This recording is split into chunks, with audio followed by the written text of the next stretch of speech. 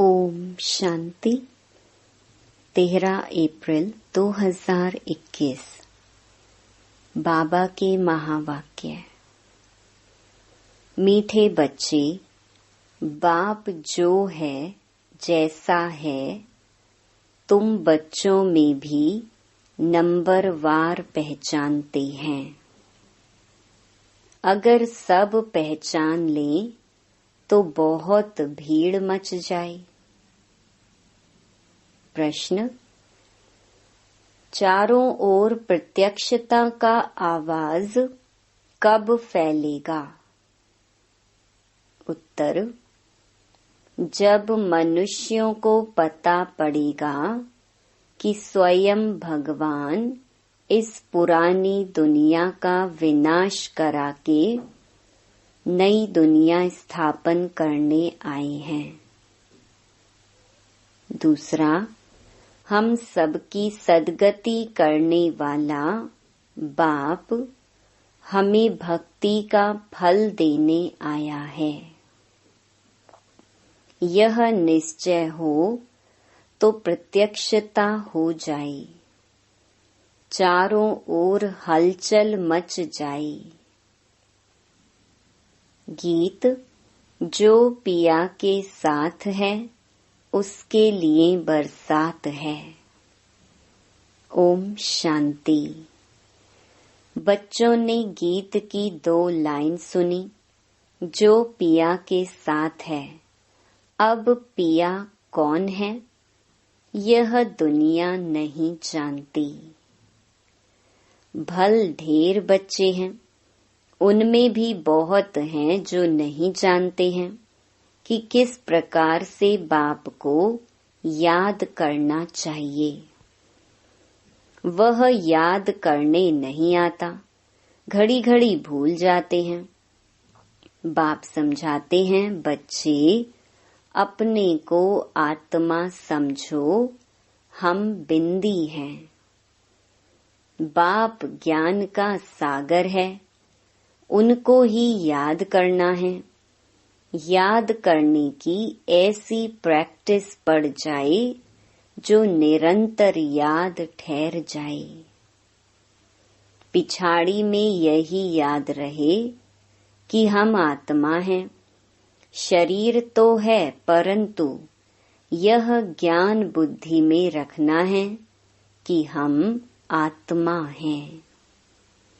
बाप का डायरेक्शन मिला हुआ है।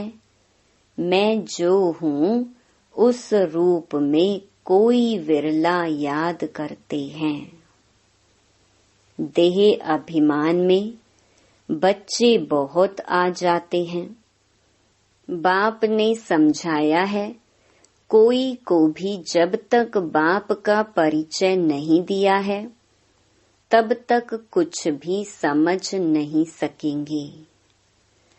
पहले तो उन्हों को यह मालूम पड़े कि वह निराकार हमारा बाप गीता का भगवान है।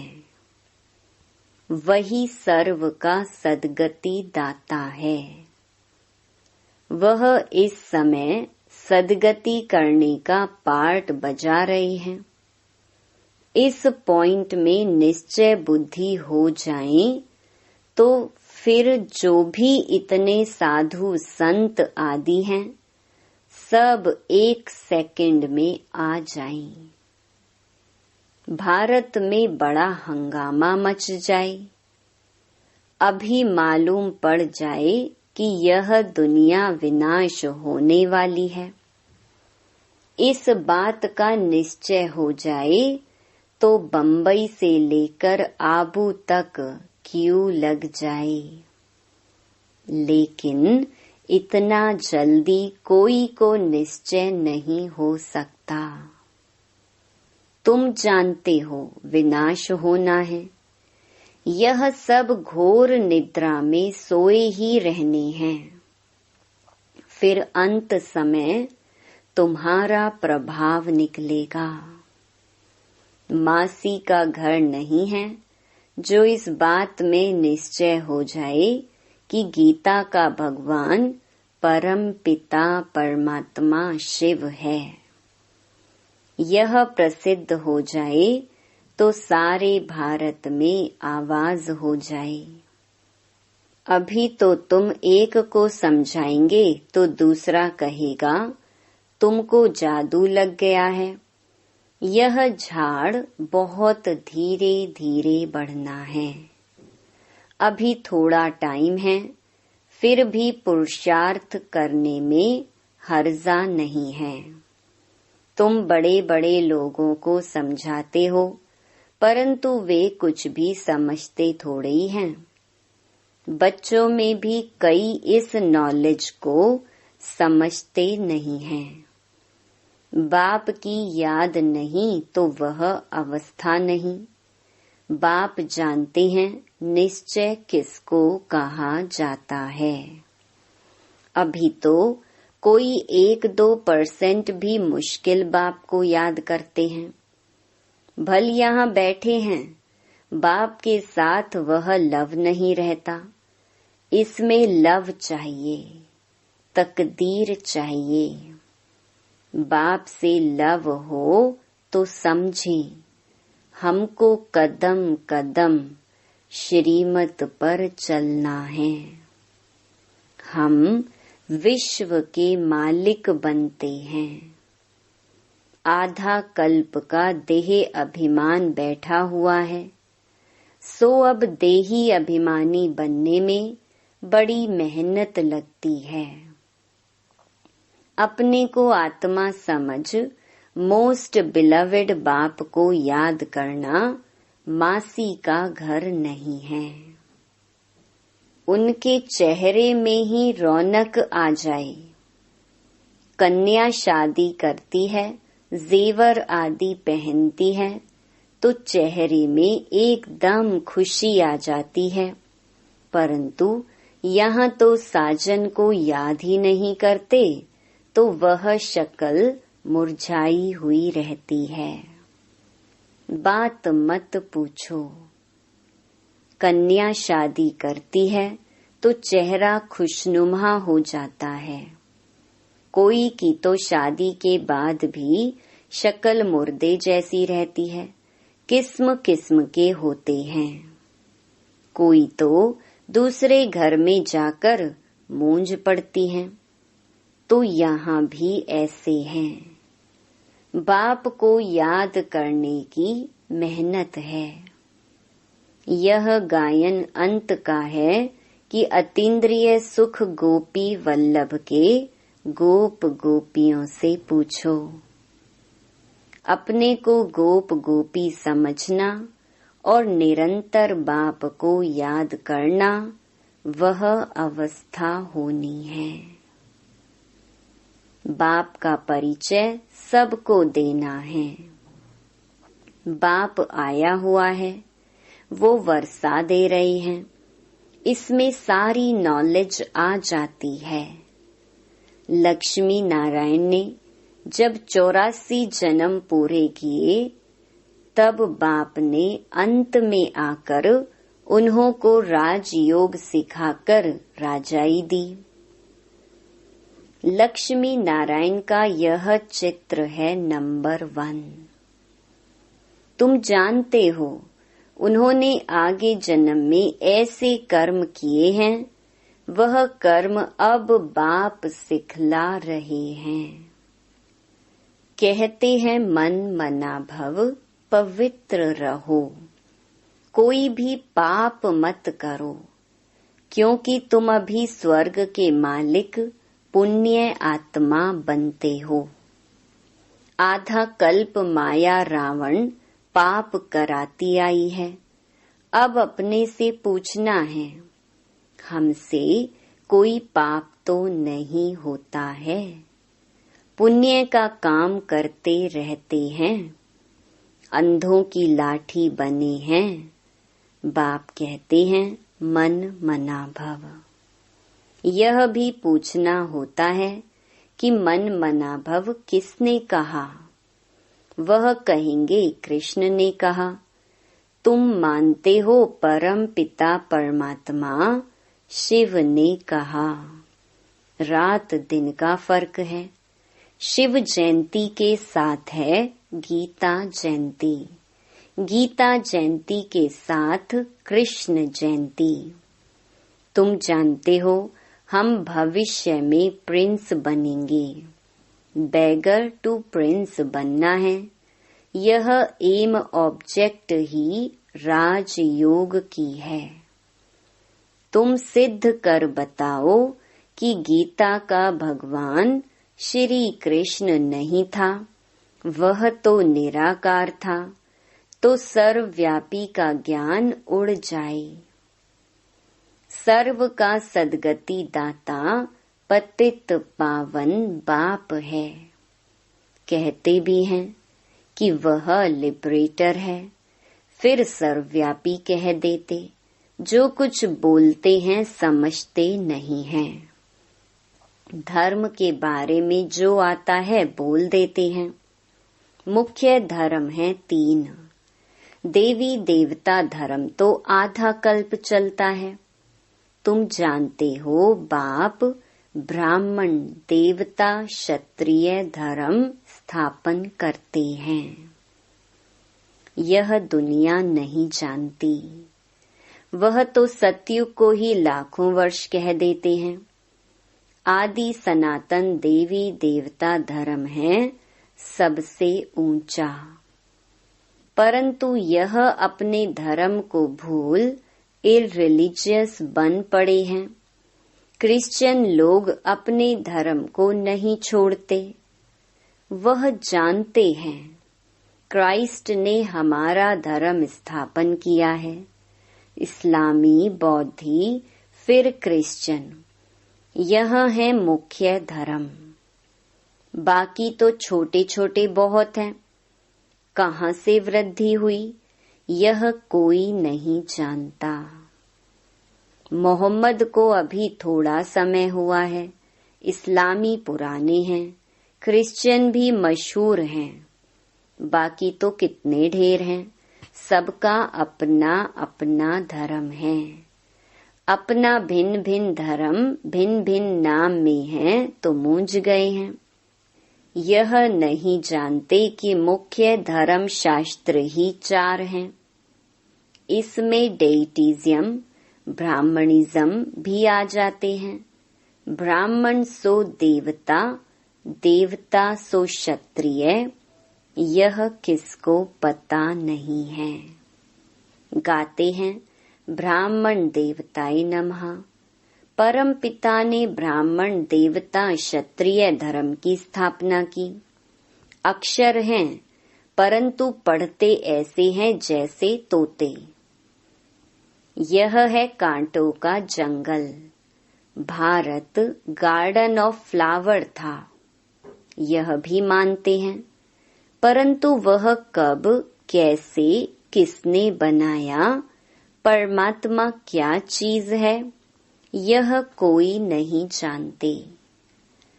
तो आर्फन हो गए ना, इसलिए यह लड़ाई झगड़े आदि हैं। सिर्फ भक्ति में खुश रहते हैं। अब बाप आए हैं सोझरा करने। सेकंड में जीवन मुक्त बना देते हैं। ज्ञान अंजन सतगुरु दिया, अज्ञान अंधेर विनाश। अभी तुम जानते हो हम सोझरे में हैं। बाप ने तीसरा नेत्र दिया है। भल देवताओं को तीसरा नेत्र दिखाते हैं, परंतु अर्थ नहीं जानते। वास्तव में तीसरा नेत्र तुमको है। उन्होंने फिर दे दिया है देवताओं को। गीता में ब्राह्मणों की कोई बात नहीं। उसमें तो फिर कौरव पांडवों आदि की लड़ाई, घोड़े गाड़ी आदि लिख दी हैं। कुछ भी समझते नहीं। तुम समझाएंगे तो कहेंगे तुम शास्त्रों आदि को नहीं मानते। तुम कह सकते हो हम शास्त्रों को मानते क्यों नहीं हैं, जानते हैं। यह सब भक्ति मार्ग की सामग्री है। गाया हुआ है ज्ञान और भक्ति। जब रावण राज्य होता है तब भक्ति शुरू होती है। भारतवासी वाम मार्ग में जाकर धर्म भ्रष्ट और कर्म भ्रष्ट बन जाते हैं, इसलिए अब हिंदू कहला दिया है। पतित बन गए हैं। पतित किसने बनाया? रावण ने। रावण को जलाते भी हैं, समझते हैं यह परंपरा से चला आता है, परंतु सतयुग में तो रावण राज्य ही नहीं था, कुछ भी समझते नहीं।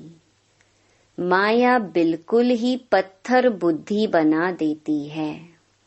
पत्थर से पारस बाप ही बनाते हैं। जब आयरन एज में आए तब तो आकर गोल्डन एज स्थापन करें। बाप समझाते हैं, फिर भी बड़ा मुश्किल किसकी बुद्धि में बैठता है।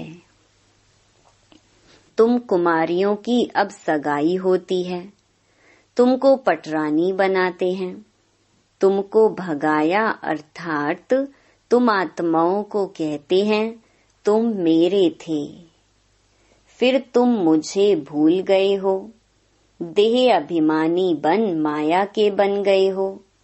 बाकी भगाने आदि की तो बात नहीं है। माँ में कम याद करो, याद की ही मेहनत है। बहुत देह अभिमान में आकर विकर्म करते हैं। बाप जानते हैं यह आत्मा मुझे याद ही नहीं करती है।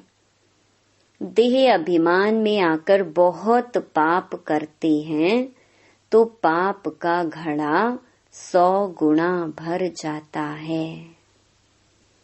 औरों को रास्ता बताने के बदले खुद ही भूल जाते हैं और ही जास्ती दुर्गति को पा लेते हैं।